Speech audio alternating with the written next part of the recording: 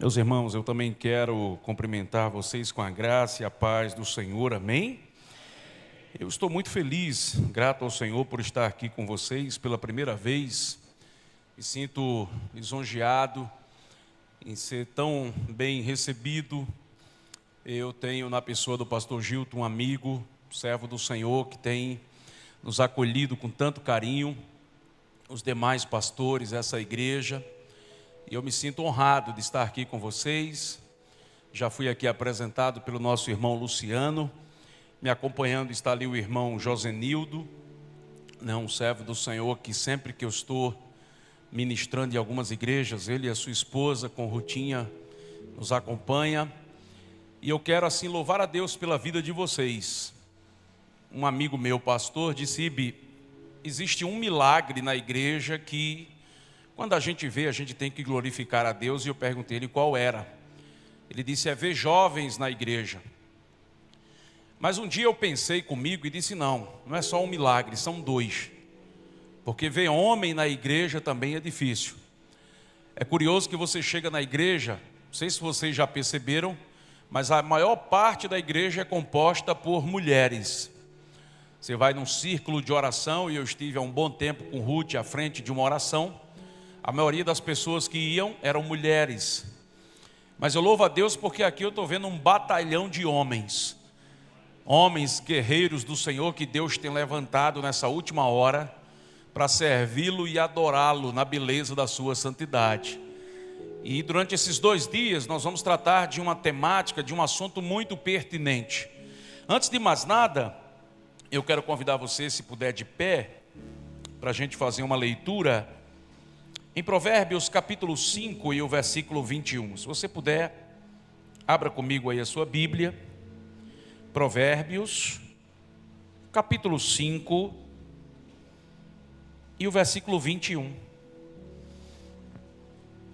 Provérbios 5 e 21, que diz assim: o Senhor vê os caminhos do homem e examina todos os seus passos. Feche seus olhos. Pai, nós queremos te louvar, queremos te bendizer, queremos te exaltar por estarmos aqui, Senhor, nesta noite, para aprendermos mais da tua palavra. Obrigado, Senhor, porque o Senhor nos reuniu aqui hoje com um propósito, com uma razão, com um objetivo e com uma finalidade. Estamos aqui para aprender mais e mais de ti. De mim mesmo eu não tenho nada, mas estou aqui, Senhor, na mesma condição, para ouvir aquilo que o Teu Espírito tem preparado para as nossas vidas, para que possamos sair daqui, Senhor, como homens corajosos, valentes do Senhor, um bom pai, um bom marido, um bom amigo, mas acima de tudo um servo do Senhor, preparado para toda boa obra. Muito obrigado por tudo, Senhor, pela porção da Tua palavra. É a nossa oração em o nome de Jesus. Amém. Podeis sentar, queridos. Hoje nós vamos falar nesse seminário de homens de honra com um tema muito importante, muito pertinente, que é homens de verdade, a masculinidade à luz da Bíblia. E eu costumo dizer que uma igreja que se preocupa em tratar bem a família, de tratar bem os seus jovens, de cuidar das mulheres e dos homens da igreja, é uma igreja que está fundamentada e alicerçada na palavra, é uma igreja que está se preparando para algo muito forte que vem por aí. Eu não sei se você tem percebido, mas a cada dia que passa estamos vivendo o tempo do fim. Jesus deixou isso muito claro, que por se multiplicar a iniquidade, o amor de quase todos esfriarão. Estamos vivendo aquilo que dizia o reverendo Billy Graham, os dias de Noé na terra. E a gente olha para um lado, para o outro e diz: onde é que esse mundo vai parar? Tem até gente já botando na internet o seguinte: eu quero descer, tem como parar essa locomotiva, porque eu quero sair, porque a coisa está difícil. E é curioso como Satanás tem trabalhado muito a destruição da identidade da família. Eu não sei se você tem percebido, mas desde que o pecado entrou no mundo, um dos maiores focos do diabo tem sido a família. Eu, durante quase 6 anos, já visitei quase 60 igrejas, dando uma palestra sobre ideologia de gênero. Recentemente eu gravei tudo isso em vídeo, coloquei na internet. E uma coisa que me espanta quando eu comecei a preparar e pesquisar todo esse material para preparar essa palestra, é que eu preparava e eu dizia para mim mesmo, a que ponto a humanidade chegou? A gente tem que fazer uma palestra para dizer aquilo que Chesterton dizia: chegará o dia que teremos que provar que a grama é verde. E esse dia chegou. Então veja que o pecado, ele veio embalado em pacotes bonitos em forma de ideologia. E a família é o alvo principal. A ideologia de gênero, de um lado, diz que ninguém nasce mulher, ninguém nasce homem, torna-se mulher, torna-se homem. Na década de 60, nos Estados Unidos, o movimento feminista toma forma. E na primeira onda, quando você observa, diz, os objetivos são bons. A mulher quer trabalhar, qual é o problema? A mulher quer votar, qual é o problema? Só que a partir da segunda onda, você vê uma ideologia muito bem embrulhada para presente, dizendo à mulher, não, você é dona do seu corpo, você pode fazer o que você quiser. Aí aparece Simone de Beauvoir, que escreve um dos livros mais famosos dela, dizendo, a mulher não nasce mulher, ela torna-se mulher. Aí do outro lado aparece Beth Friedan, dizendo, olha, a mulher tem que acabar com esse negócio de estar dentro de casa, cuidando do marido, cuidando dos filhos. Maternidade não é para a mulher. Aí vem Margaret Sanger dizendo a mesma coisa. Aí vem Sulamita Firestone dizendo, olha, nós temos que acabar com esse negócio de família. Família pode ser qualquer coisa. Vamos instituir o incesto. Pai pode manter relação sexual com sua filha, qual é o problema?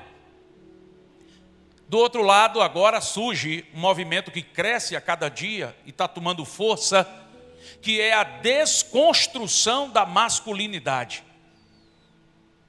E quando eu fui estudar isso recentemente, e eu já venho de um bom tempo acompanhando esses 3 movimentos, para vocês terem uma ideia, hoje um dos maiores clamores dos pastores norte-americanos é o feminismo que entrou dentro da igreja norte-americana.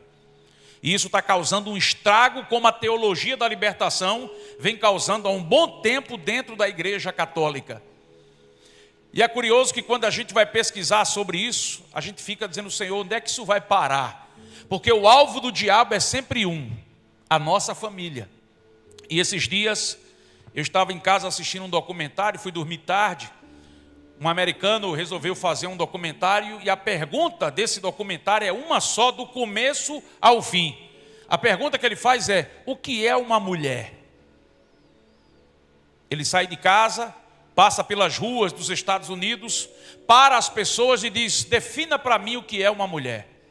Ele vai na Califórnia, um estado muito liberal, progressista, americano, e sai pelas ruas, encontra pessoas nuas, desfilando pelas ruas, e ele pergunta o que é uma mulher. Ninguém sabe responder. Ele entra numa universidade americana muito famosa, encontra um doutor de ciências sociais, um professor gabaritado, e pergunta a ele, me diga o que é uma mulher. E o professor diz, o senhor quer me afrontar? A gente vai encerrar a entrevista por aqui mesmo. E ele começa aquele documentário e termina, e as pessoas não respondem para ele a definição do que é uma mulher. E quando eu assisti aquilo me impactou de uma forma tão grande. Por quê? Eu percebo que o objetivo do diabo tem se materializado a cada dia. Para vocês terem uma ideia, eu estava lendo uma matéria aqui, eu vou falar algumas coisas, e o bom do pastor Gilto disse, você pode ir até 1 da manhã, e pode ficar à vontade para o que vier falar. Eu disse, eu estou no lugar certo, porque eu gosto de lugar assim. E tem lugar que eu só vou uma vez, nunca mais me chamam. Mas eu louvo a Deus, brincadeiras à parte, mas para vocês terem uma ideia, esses dias eu abri o UOL, portal muito conhecido aqui no Brasil, e o destaque que eu via lá no UOL foi o seguinte, mulheres gostam de homem meio bicha. Você aí deve ter dito, que loucura é essa? Mas isso é o que já vem sendo trabalhado não só aqui no Brasil, em todo o mundo. Isso já é um conceito para tentar desconstruir a masculinidade. E aí hoje nós vamos aprender, entre hoje e amanhã, como a gente pode ser de fato um homem de verdade, vivendo uma masculinidade à luz da Bíblia. Porque hoje o que é que a sociedade apresenta? Duas facetas do homem. A primeira é que ele é um sujeito áspero, grosso, estúpido. Eu não sei se você tem ouvido como eu, que a expressão machismo está tomando conta da sociedade. Aonde você chega tem alguém dizendo isso é machismo, isso é machismo, isso é machismo, isso é machismo. E a gente sabe que em tese nós temos culpa por isso. Já já eu vou falar um pouco sobre isso. Mas de um lado, a sociedade tem pintado esse homem, que quando não é machista, é grosso, é estúpido. É aquilo que dizia um irmão para mim esses dias: irmão Ibe, é um papel de embrulhar prego. Esse é o primeiro aspecto que a sociedade pinta do homem. Esse é o primeiro aspecto. O segundo qual é? É o homem com trejeitos femininos. Recentemente, eu vi um cantor do meio cristão evangélico com uma blusinha, acho que aqui alguém viu, chamada cropped. Eu nunca tinha visto aquilo, mas eu sei que quem usa aquilo é mulher. E o cara, sujeito dobrado, com cropped, uma camisa aqui no meio da barriga, e ele dizendo: olha, fiquei legal, fiquei bacana. E isso hoje está tomando conta. A desconstrução da masculinidade é algo que está tomando conta da sociedade. Hoje não é mais novidade alguma você passar por aí e ver homens com unhas pintadas, com batom, como eu já vi. Esses dias eu entrei num ambiente, o sujeito estava com as unhas pintadas de rosa, batom, e eu olhei para ele, ele olhou para mim. A gente tem que olhar, achar isso tudo natural para não ser preso, que nesses dias é o que vai acontecer. Mas é preciso entender uma coisa: quando a gente olha para a palavra de Deus, nós vamos descobrir que nada disso serve para um homem que está servindo ao Senhor. A gente não pode olhar para essas coisas e dizer assim: olha, nada que está aí fora pode influenciar a minha vida. Porque para sermos homens de verdade, ter uma masculinidade à luz da Bíblia, é preciso desconstruir alguns conceitos. Por exemplo, aí fora tem um conceito que homem não chora. Só que a Bíblia fala que Jesus chorou. Aí fora existem alguns conceitos de que você tem que ser cabra macho. E tem que ser mesmo. Mas esse cabra macho que a sociedade diz aí fora, é aquele homem que faz tudo. É aquele homem que quando o filho já está ali com 15, 16 anos, já está procurando uma mulher para levar ele e apresentar ela na área sexual. Essa é a percepção que a sociedade lá fora tem. Mas a gente, como servo do Senhor, temos que entender que nada disso pode influenciar a nossa vida. E isso vem sendo construído há muito tempo. A história diz que, por exemplo, na cultura grega, como é que os homens tratavam as mulheres? Tão somente como objeto para procriação. Na Grécia, era terminantemente proibido uma mulher sentar-se na mesa para comer com um homem. Na cultura do Império Romano, a mulher era apenas um meio legal para o homem ter filhos com ela. E acredite, dentro do Império Romano, ter a mulher era um objeto extravagante. O homem podia descartá-la a hora que ele bem entendesse. Então, tanto na cultura greco-romana, nessas duas culturas, a mulher era tratada dessa forma. E o homem, com o passar do tempo, foi alimentando muitos desses conceitos. E é por isso que hoje tem muita mulher por aí sofrendo e sofrendo muito. Eu li um autor recentemente que ele disse: a culpa de tudo que está acontecendo com muitos homens pelo mundo é nossa.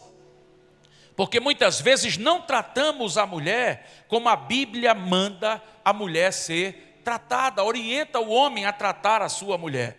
Então, qual é a masculinidade à luz da Bíblia que vai gerar homens de verdade? Ela tem um ponto de partida, ela tem um marco zero. E eu queria que você abrisse comigo a sua Bíblia para a gente ler Gênesis capítulo 1 e o versículo 26, a parte A. O primeiro ponto, o ponto de partida para a masculinidade à luz da Bíblia, que vai gerar homens de verdade, começa aqui. Gênesis capítulo 1, versículo 26, a parte A. Diz assim: e disse Deus, façamos o homem a nossa imagem, conforme a nossa semelhança. Deus aí está falando, olha, o homem vai carregar consigo a minha imagem e a minha semelhança. Tselem e Demush, imagem e semelhança. E aqui dentro desse contexto de imagem e semelhança, o que é que Deus está dizendo? O homem vai carregar aqui alguns traços, algumas características minhas. Por exemplo, o homem é um ser racional, o homem pensa. Diferentemente dos animais, nós pensamos.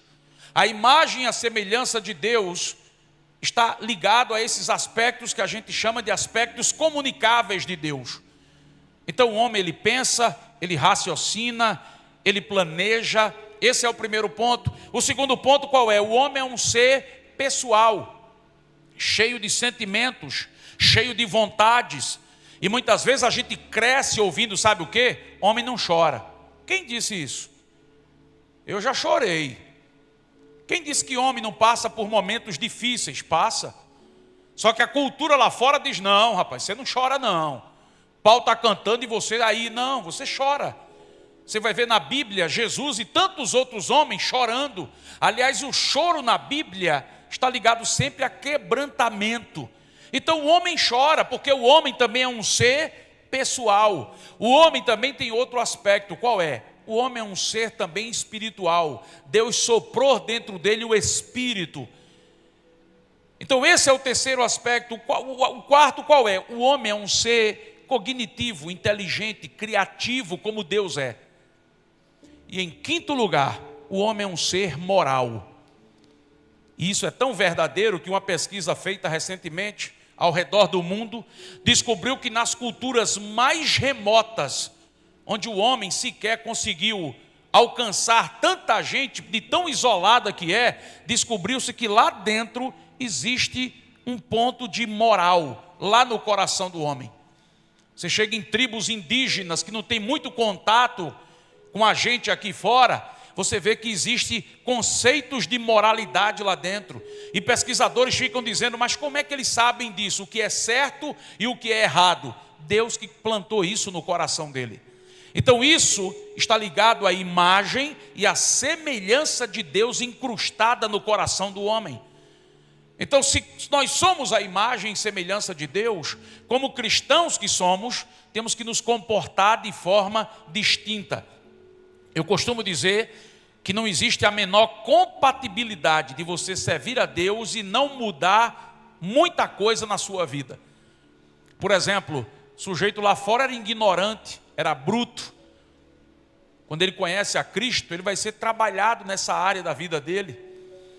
E você acredita que eu, por estar no rádio há muito tempo, que eu escuto de mulher, toda vez que eu termino uma crônica falando de algum assunto relacionado a isso, o WhatsApp da rádio fica entupido de mensagem de mulher dizendo, irmão Iba, eu não tenho um homem em casa, eu tenho um cavalo batizado. Irmão Iba, eu casei com um homem que anda com uma Bíblia, mas eu estou vendo a hora ele dar em mim com aquela Bíblia. Eu nunca vi um sujeito tão estúpido como aquele. Por quê? Nós temos que entender, irmãos, que não existe a menor compatibilidade em ser cristão e levar uma vida desse jeito. A gente sabe que muitas vezes é da nossa cultura, da nossa formação. Eu tive um pai crente, mas meu pai, meu amigo, não tinha muito alisado com a gente, não. Eu costumo dizer sempre, brincando lá na rádio, que eu fui com meu irmão, um filho privilegiado, pastor Gildo. Eu tive lá em casa 3 psicólogos. Tem gente que não tem nenhum plano de saúde. A gente tinha 3 psicólogos. Um cinturão desse tamanho que meu pai tinha, um cipó de goiaba e uma sandália havaiana. Eu acho que aqui ninguém nunca enfrentou isso, só eu. Né? Só eu. Mas meu pai era um sujeito crente, mas veio de uma formação que eu não culpo ele. Eu particularmente nunca ouvi da boca dele, eu amo você. E eu crescia na igreja dizendo, não, eu quero um dia dizer isso para o meu filho. E entendi a situação do meu pai. A formação que ele teve foi uma formação dura. E quando ele estava no leito de morte, Eu com as lágrimas descendo no rosto, eu olhei para ele, botei a mão na cabeça dele e disse: paizinho, eu amo muito o senhor. E eu disse para mim mesmo: meus filhos, eu vou dizer isso a eles todos os dias, porque não foi o fato de não ter ouvido isso de meu pai, que eu vou transferir isso para os meus filhos, e não quero culpá-lo. A formação dele foi uma formação completamente diferente. Meu avô era um sujeito muito pesado naquilo que ensinava para os filhos, tinha uma formação muito braba, e eu não culpei meu pai por isso, mas com o passar do tempo eu percebi que ele tinha essa dificuldade. Deus começou a transformar a vida dele, mas ele tinha uma barreira de chegar a olhar para a gente e dizer: eu amo você. Só que eu disse: não, eu vou mudar isso na minha vida, porque não existe a menor compatibilidade de você servir ao Senhor se você não olhar para os seus e dizer: olha, eu amo você. E se você tiver essa dificuldade aqui hoje, vá dizendo ao Senhor: Senhor, vá trabalhando isso na minha vida, porque eu quero me parecer com Jesus a cada dia. Eu quero ser transformado pelo Senhor. Então o primeiro ponto está aqui. Nós temos que ter um referencial. Eu estive recentemente num seminário sobre família, e o tema lá parecia com esse, era famílias fortes. E eu disse lá para a igreja: se a gente vai tratar de família forte, nós temos que ter uma referência. Para onde é que a gente olha para ter um modelo, para ter uma referência? Aqui não é diferente. Se nós queremos ser homens fortes e ter uma masculinidade bíblica, nós temos que ter um padrão, temos que ter um referencial. E quem é esse padrão? Quem é essa referência? É Jesus.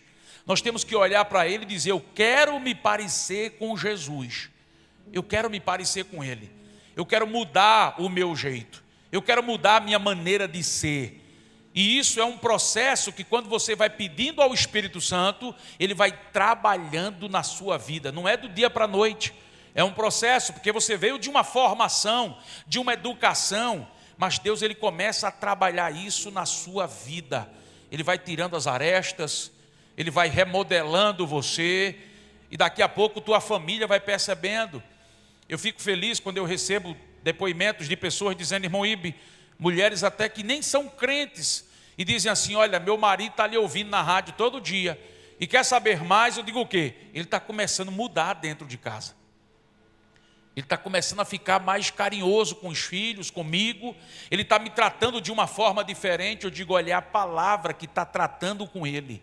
É a palavra que está moldando ele. Porque quando a gente pede ao Senhor: Deus, trata comigo, muda a minha vida, eu preciso, Senhor, me converter nessa área, Deus vai trabalhando e vai moldando você. Outro ponto importante é que nós fomos chamados por Deus para liderar. E eu queria que você abrisse comigo sua Bíblia, Mateus capítulo 7, versículos 28 e o 29. Mateus capítulo 7, versículos 28 e 29 diz assim: quando Jesus acabou de proferir essas palavras, as multidões estavam maravilhadas com sua doutrina, porque ele as ensinava como quem tem autoridade, e não como os escribas. O primeiro ponto que eu quero falar para você aqui é que Deus, ele chamou todos nós homens para liderar. Essa foi uma das ordens, das primeiras ordens que Deus deu a Adão lá no jardim do Éden. Você vai governar sobre tudo. É você que vai dar nome aos animais. É você que vai governar. Tudo isso aqui, Adão, é você que vai governar. E essa atribuição de ser líder, Deus confiou a nós, a mim e a você. E a gente muitas vezes gosta de ouvir isso, mas eu vou tratar com vocês hoje aqui quais são os aspectos de uma liderança de um homem, de uma masculinidade bíblica, para que eu e você possamos aplicar. Porque muitas vezes a gente gosta de ouvir isso. Ah, eu sou o homem da casa, aqui quem manda sou eu, a última palavra aqui é minha. Mas a gente vai entender na Bíblia como é esse aspecto de liderança para um homem que tem a sua masculinidade guiada pela palavra de Deus. Primeira coisa, essa liderança é pelo exemplo. O texto que nós acabamos de ler vai dizer que Jesus aqui ensinava como quem tem autoridade e não como os escribas. A sua liderança como homem tem que ser com um exemplo. Eu me recordo que um dia eu estava numa igreja e um pastor disse assim: irmãos, eu recebi uma reprimenda de uma pessoa que eu nunca mais vou esquecer. E ele, pastor, ele disse: é o seguinte, eu pastorei uma igreja, trato todo mundo muito bem, mas um dia eu fui chamado a atenção por uma pessoa que eu nunca imaginaria. E ele disse: essa pessoa foi o meu filho. Cheguei em casa, meu filho me chamou no quarto, fechou a porta e disse assim: papai, eu queria hoje aqui, não era um pai comigo dentro, um pastor aqui dentro do meu quarto, eu queria um pai. O senhor pode ser um pai para mim? Porque até hoje o senhor foi um pastor que prega lá no púlpito, que tem uma palavra para os jovens da minha idade lá da igreja, que tem uma palavra para a família da igreja, que tem uma palavra para os anciãos da igreja, mas eu quero que hoje o Senhor pare para me ouvir como filho, porque eu não estou precisando de um pastor, eu já tenho um na igreja, eu estou precisando de um pai dentro de casa. E ele disse: aquilo foi um impacto para mim, não porque eu fosse um pai ruim, mas ele disse: é porque eu estava esquecendo que a minha primeira igreja não era aquela que eu pastoreava, era a minha casa. E eu tinha que dar exemplo. E que exemplo era? Exemplo de cuidado com a família. Muitas vezes a gente, homem, por ser o provedor da casa, a gente quer trabalhar e se preocupa com isso, se preocupa com aquilo, e corre daqui, corre de lá, e a mulher dizendo: eu só quero um tempinho. Eu assisti a série toda de Pablo Escobar na internet, e um dia a mulher de Pablo Escobar disse assim para ele: Pablo, eu não queria helicóptero, eu não queria essa fazenda tão bonita que você comprou e botou um avião lá na porta. Eu queria a vida mais simples que uma mulher podia ter, mas com tranquilidade ter um homem dentro da minha casa. Você se preocupou em conquistar tudo isso com o tráfico, e a gente não tem família, a gente não tem sossego, e muitas vezes, como homem, eu e você estamos assim. A gente corre de um lado, corre do outro, e eu costumo dizer sempre que isso serve até para a igreja. Até para a igreja. Se a gente começar a se preocupar muito com as coisas da igreja, esquecer a nossa casa, a gente já começa a cometer um deslize. Porque na hierarquia espiritual, primeiro vem Deus, depois vem a sua família, depois vem o seu trabalho, depois vem a igreja. E você quer ver tua vida virar pelo avesso? Inverte essa ordem. Primeiro Deus, depois família, depois trabalho, depois igreja. Pega essa ordem, primeiro Deus e tu bota teu trabalho, tu vai perder tua família. Primeiro Deus, tu bota a igreja embaixo, tu vai perder a tua família. Quando a gente inverte a ordem das coisas, a gente começa a ver a vida virar pelo avesso. Então, o primeiro aspecto de uma liderança, de um homem que foi chamado por Deus para liderar é: a minha vida tem sido um exemplo. Eu fui pregar numa igreja recentemente, e quando terminou o culto, a esposa do pastor chamou Ruth assim no canto e começaram a conversar. E no carro, quando eu vinha, Ruth disse: Ibe, você não sabe o que a esposa daquele pastor me disse. Eu disse: o que foi? O casamento deles quase que se acabava. E sabe quem salvou o casamento desse casal aí de pastores? Eu disse: não, pastor Marcos, lá da Nazareno de Boa Viagem. A esposa do pastor disse que pastor Marcos só deixou esse casal quando restaurou a vida deles. E sabe o que aquela mulher disse com lágrimas nos olhos, Ibe? Eu disse: não, que aquele homem deixou um legado na vida deles tão grande. Pastor Marcos tinha acabado de falecer, e ela disse: olha, aquele homem vai deixar uma marca na nossa vida. Sabe por quê? Nós temos que, como homens, por onde passar, a gente ter liderança, não pela imposição, não pelo autoritarismo, mas liderar com os nossos exemplos. Quando meu pai morreu, o sepultamento dele, antes de ir para o cemitério, o corpo dele estava sendo velado na Assembleia de Deus, e eu fui, a igreja estava lotada, o caixão assim no meio da igreja, e eu assim perto, e de repente eu comecei a chorar. Mas eu chorava não só porque eu tinha perdido meu pai ali naquele momento, é porque enquanto eu estava sentado assim na beira do caixão, começou a chegar pessoas. E um chegou e disse: irmão Ismael deixou um legado muito grande na minha vida. Irmão Ismael me deu um conselho que salvou a minha vida.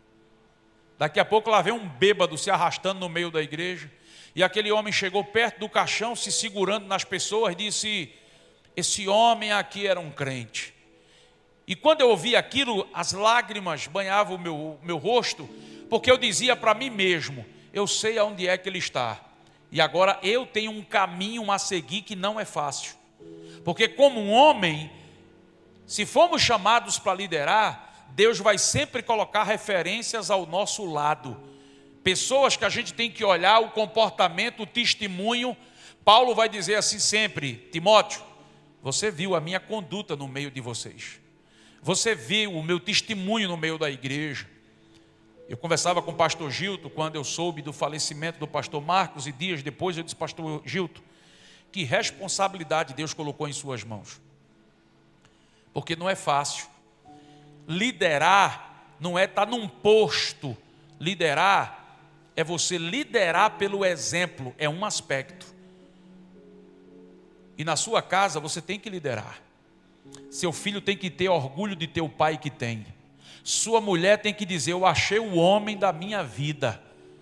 Mas irmão Ibe, tem muita coisa em mim que ainda não está bacana, mas vá pedindo ao Senhor que Ele vai trabalhando, Ele vai moldando, Ele vai modificando, porque isso tem acontecido comigo, e eu tenho experimentado coisas tremendas, porque a gente homem é assim, mulher é mais sentimento, a gente não, mas nós temos que pedir ao Senhor: Senhor, vai mudando isso em mim.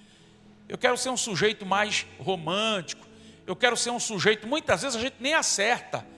Eu me recordo que eu estava namorando com Ruth, eu disse assim: eu vou fazer uma surpresa com ela hoje, vou levar ela para comer num restaurante chinês. E aí naquele dia, quando chegou aqueles pratos bonitos, ela começou a disse: mas pai, vai deixar a comida todinha? Não, eu gosto, mas agora não. Depois que a gente casou, ela disse: eu detestava a comida chinesa. E eu querendo impressionar ela. Olha como é que a gente é. Eu não sei vocês, eu acho que aqui não tem ninguém assim.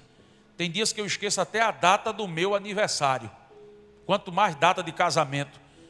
Ela diz: sabe que dia é hoje? Eu digo: sei não. Mas rapaz, tu não tem um pingo de lembrança. Eu não sei nada, eu não sei nem o dia do meu aniversário, quanto mais a data do meu casamento. Mas eu tenho dito ao Senhor: Senhor, eu preciso mudar a cada dia. Eu preciso que o Senhor vá. E de vez em quando ela está chegando para mim e diz: olha, estou sentindo uma mudança, viu? Deus está trabalhando em você, Deus está mudando você. É isso que nós temos que pedir a Deus, para que a gente possa liderar pelo exemplo. Segundo lugar, liderar pela verdade, liderar pelo amor. Isso aqui é muito importante. Eu tenho uma filha que ela é psicóloga, e uma das primeiras coisas que ela chegou em casa dizendo para a gente foi: eu tenho um patrão, que aquele homem é um santo homem. E eu conversando com ela e com Ruth, eu disse: mas por que, Tássia? Ela disse: todo mundo na clínica ama aquele homem. Aquele não é um patrão, aquele é um pai.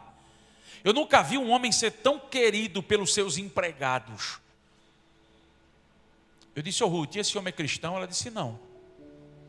Mas esse homem passa um exemplo tão grande. Ele é o dono, e não é de uma, são de várias clínicas. Um homem com muito dinheiro, mas é querido e amado pelos empregados das suas empresas, porque aquele homem é um exemplo do amor. E muitas vezes a gente diz que conhece a Deus, mas a gente está precisando aprender a liderar pelo amor, entender que você pode ser um exemplo lá onde você trabalha, não só em amor, mas em verdade. A palavra de Deus vai dizer algo aqui muito interessante.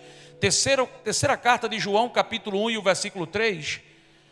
Terceiro evangelho aí, terceira carta de João, capítulo 1, versículo 3 diz: muito me alegrei ao receber a visita de alguns irmãos que falaram a respeito da sua fidelidade, de como você continua andando na verdade. De quem João está falando aqui? Do presbítero Gaio. A Bíblia fala que Gaio era um homem que a igreja foi procurar o apóstolo João e disse: João, esse homem é o amor personificado na figura de um homem. Toda a igreja ama ele, João. Só que existia um outro na igreja chamado Diótrefes, que a igreja disse: João, esse aí não serve. Mas Gaio, diz a Bíblia, que era muito recomendado pela sua forma de tratar a igreja, de cuidar da igreja, de amar a igreja e de fazer isso em verdade. Outro ponto importante que nós precisamos aprender para liderar, chamados por Deus para liderar, é liderar para servir. Paulo vai dizer em Filipenses 2, versículos 5 a 8, Filipenses capítulo 2, versículos 5 a 8, Paulo diz: seja a atitude de vocês a mesma de Cristo, que embora sendo Deus, não considerou o ser igual a Deus. Era algo a que devia apegar-se, mas esvaziou-se a si mesmo, vindo a ser servo, tornando-se semelhante aos homens, e sendo encontrado em forma humana, humilhou-se a si mesmo, e foi obediente até a morte, e morte de cruz. Eu li um livro que o autor disse: se o líder não serve, ele não serve. Se o homem da casa não serve, ele não serve. Parece algo redundante, mas ele está falando de outra coisa, completamente diferente. Ele está dizendo: olha, se ele não tem a capacidade de servir, ele também não serve para estar aí. Ele não serve para liderar. Ele não serve para estar no posto que ele foi colocado. Ele tem que aprender a servir, porque o maior exemplo que Jesus deixou de liderança foi servir. E quando ele foi lavar os pés dos apóstolos, Pedro disse: não, mas isso não pode.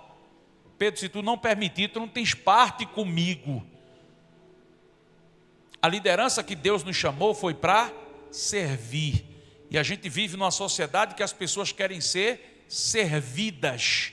Mas Jesus nos chamou para servir. Então, se você foi chamado por Deus para liderar, sirva.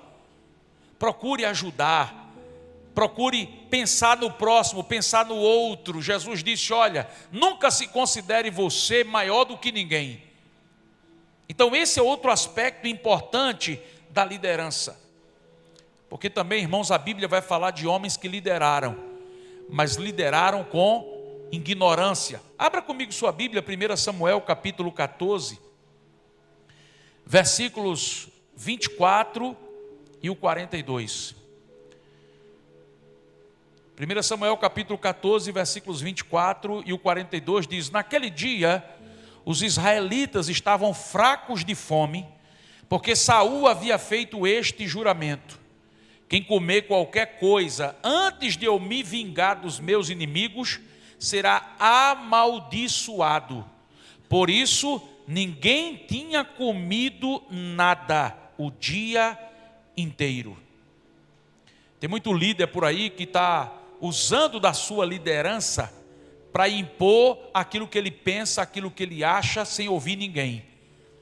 O Senhor nos escolheu para liderar, mas liderança bem feita é ouvindo as pessoas, é ouvindo conselhos. Um dos maiores erros que nós homens cometemos, sabe qual é? É achar que a gente sabe tudo. Eu não sei você, eu não tenho constrangimento nenhum em dizer o que eu vou dizer. Mas eu já rasguei a boca em algumas atitudes na minha vida, sabe por quê? O Ruth chegou para mim e disse assim: Ibe, faz não. Eu disse: eu vou fazer. Rapaz, não faz isso não. Nada, rapaz, eu vou fazer. Saí, tá. Me arrebentei todinho. Eu me recordo que há anos atrás, eu estava à frente de uma grande igreja lá na minha cidade. E quando nós se afastamos daquele ministério, que saímos de lá, um amigo meu me chamou e disse: Ibe, nós vamos abrir uma igreja, e eu quero você comigo. E marcamos um café, e ele sentou comigo e a esposa, e Ruth. Aí depois daquela conversa toda, daquele café, terminou quase 11 horas da noite, ele disse: Ibe, você vai estar comigo nesse projeto de Deus. Quando ele saiu, Ruth disse: você vai sozinho. Eu disse: mas minha filha, é algo espiritual, uma igreja, a gente vai falar de Cristo. Ela disse: não, Se a gente vai falar de Cristo e é uma obra, é uma igreja, vamos falar com o dono dela, para saber se é isso que ele tem para a gente.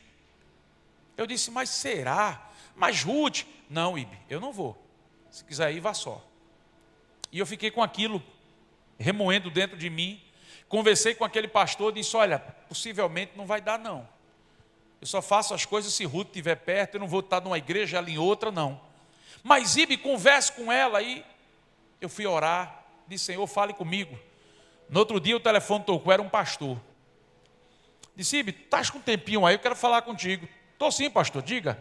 Ele disse, olha, eu fui dormir ontem, rapaz, eu tive um sonho contigo. Qual foi o sonho, pastor? Tu arrancando o toco.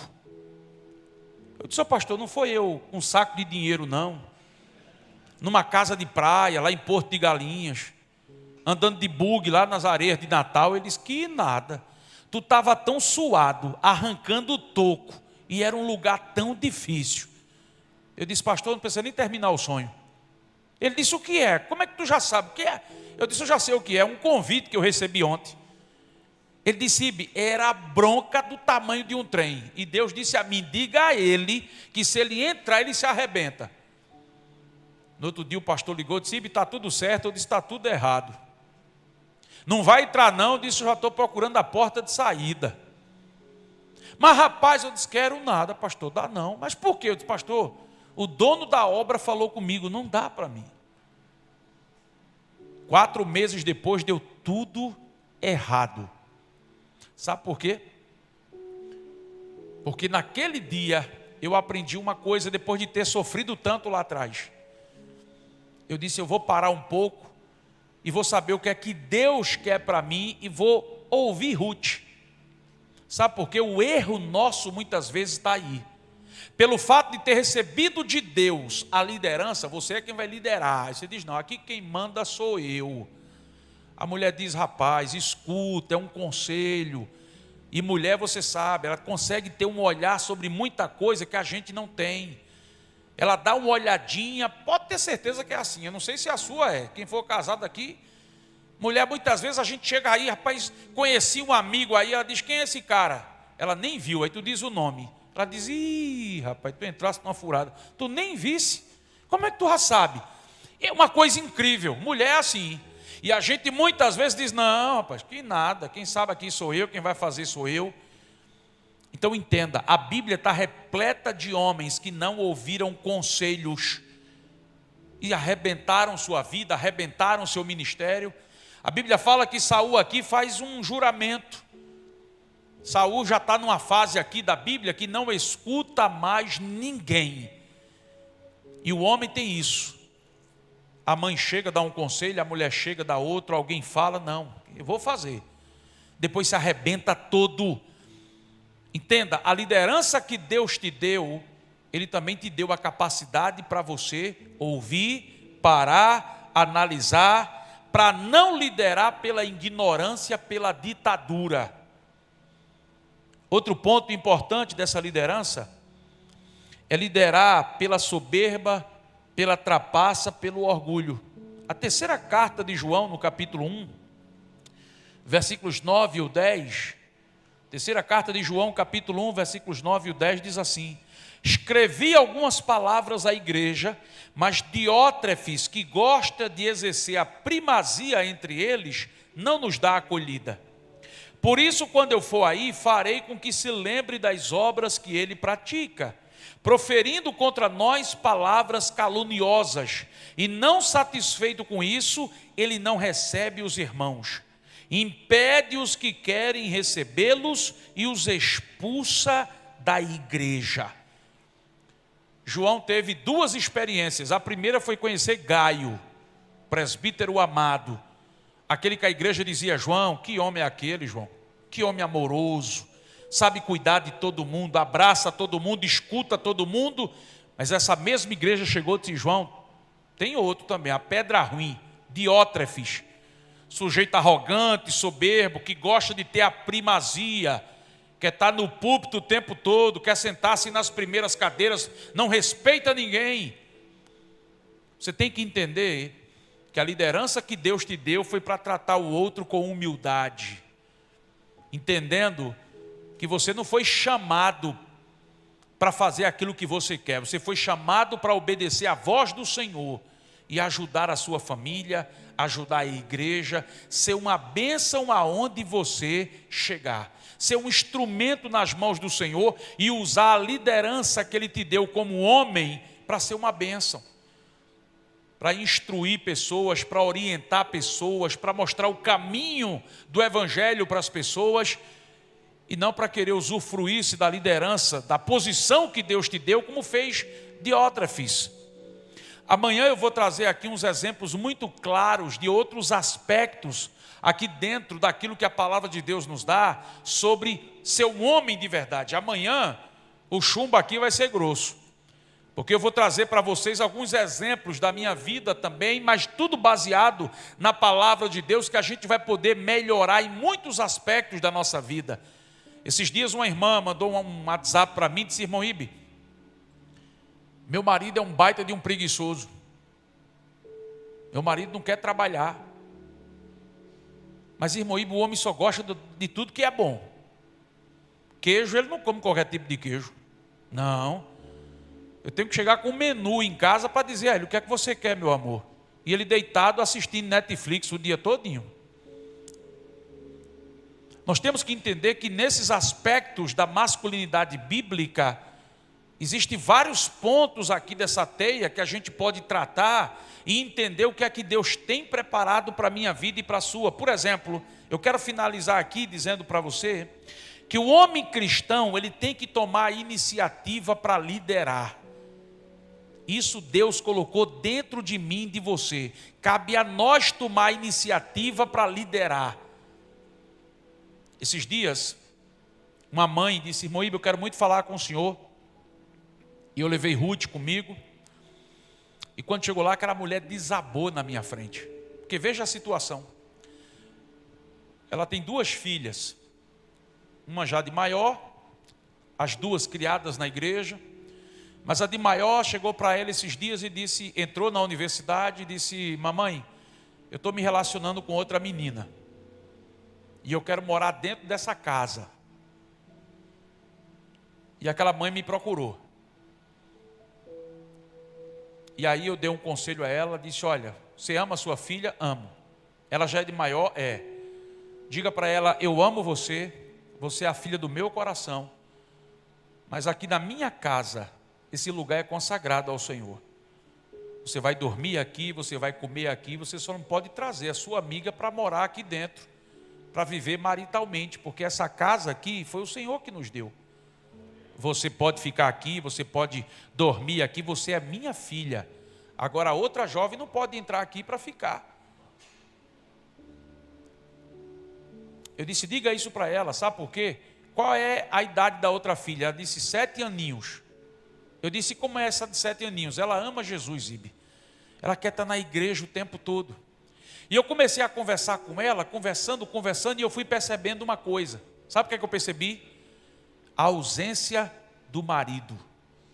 Aquela mulher veio conversar comigo porque não tinha o marido em casa para dialogar e para conversar. E eu dei esse conselho e ela foi embora, chorando. Um mês depois ela ligou de novo e disse: eu quero outra conversa daquela. E eu fui. Quando chegou lá, ela disse, eu e Ruth, ela disse: irmão Ibe, aconteceu algo ainda muito pior agora. Eu disse: que foi? Ela disse: olha, meu marido não está participando de nada desse problema. E cadê ele? Não, ele sai de casa. Quando eu chamo ele para conversar, ele diz: não, eu vou ali, já volto, e sai no meio do mundo. E eu disse: e agora, como é que está? Ela disse: eu descobri que a menorzinha de 7 anos está vendo vídeo pornô. Ela disse: irmão Ibe, eu não aguento mais. E aquela mulher desabou na frente da gente. E eu disse: seu esposo, ele não está se envolvendo em nada e eu estou sobrecarregada. Entenda que Deus te chamou para ser o homem que vai governar a sua casa, que vai liderar a sua família. E quando a gente não toma as iniciativas, as rédeas da situação, Satanás entra dentro da sua casa e arrebenta com a sua família. E eu estou acompanhando com Ruth, aquela mulher, mas não tem sido fácil a luta dela. Esses dias, outra me procurou e disse: irmão Ibe, eu quero falar muito com o senhor, irmã Ruth. Eu fui pregar numa igreja e no final a gente conversou, o esposo estava junto, mas depois ela ligou para a gente e disse: olha, está vendo aquele homem que vocês me viram? Só serve mesmo para me acompanhar, mas não toma atitude de nada, também está passando um problema parecido com esse, com o filho. Sabe por quê, queridos? Quando eu e você saímos da posição de liderança que Deus colocou, a casa vira pelo avesso. A mulher fica sufocada, os filhos começam a entrar por caminhos que lá na frente você vai se arrepender de não ter tomado uma atitude hoje. Saia daqui hoje entendendo que Deus te chamou, me chamou para liderar. E liderar como? Com amor. Liderar, se possível, entendendo e reconhecendo que você também não é perfeito, que erra. Há um tempo atrás eu me recordo, meus filhos já estão grandes, eu chamei 2 e disse: eu quero ter uma conversa com vocês. E eles me chamam de paizinho. O que é paizinho? Eu disse: eu quero pedir perdão a vocês em uma coisa que eu fiz. Mas quando? Eu disse: já faz um tempo. E quando eu relatei para eles o que era, aquele Ibe lá atrás, um pouco rude, pouco ignorante, resquícios de irmão Ismael em mim, eu disse: mas paizinho, já passou. Eu disse: mas isso me incomoda e eu quero pedir perdão a vocês. E me atraquei com eles e a gente chorou. Eu disse: sabe por quê? Eu ando pregando nos púlpitos da igreja, eu não posso pregar aquilo que eu não vivo na minha vida. Se eu falo de amor, eu tenho que amar. Se eu falo de perdão, eu tenho que pedir perdão. Mas já passou, mas eu senti essa necessidade. E ali a gente se abraçou e choramos, eu e os meus filhos. Mas eu disse a eles: me perdoe. Está perdoado, paizinho. A gente nem se lembrava mais disso. Sabe por quê? Liderar não é eu bater o pé no chão e dizer: sou o pai, aqui quem manda sou eu. Não, porque não é assim. A visão, a percepção de uma masculinidade bíblica. Um homem de verdade, ele também olha para si mesmo e diz: eu errei aqui, eu errei ali, eu errei acolá, eu quero pedir perdão. Eu costumo dizer que eu não tenho o casamento perfeito, eu não tenho, como ninguém tem. Mas eu digo uma coisa a vocês: depois que Deus começou a trabalhar essas áreas da minha vida, eu vivo uma lua de mel já faz um bom tempo. Deus começou a trabalhar no meu casamento de uma forma tão impressionante, porque eu comecei a rever muitos conceitos na minha vida como homem, e eu disse: Senhor, eu quero aplicar isso na minha vida, princípios na minha vida, e isso tem funcionado. E eu tenho certeza de uma coisa, que saindo daqui hoje, colocando tudo isso em prática, você vai ver como sua vida vai mudar. Comece a rever alguns conceitos, algumas coisas dentro da sua casa, como homem, como marido, como pai, e você vai entender como Deus vai começar a trabalhar em você. E quando a gente faz isso, quando a gente se doa, quando a gente se coloca diante do Senhor, dizendo: Deus muda, Deus trabalha, Deus transforma, Deus vai remodelando, aí você vai vendo os frutos acontecer dentro da sua casa. Se tem uma coisa boa para um homem ouvir, é a mulher dizer: estou gostando de ver, viu? Está havendo mudança em você. É um filho olhar para um pai e dizer assim: olha, muito obrigado, viu? Meu filho, quando terminou o curso de pedagogia, ele disse: paizinho, o meu sonho é fazer um mestrado. Eu disse: você vai ser o melhor dos alunos. Esses dias ele ligou para mim e disse: paizinho, eu estou terminando o meu mestrado. E eu tenho um sonho de fazer doutorado. Eu disse: você vai ser o melhor da sua área.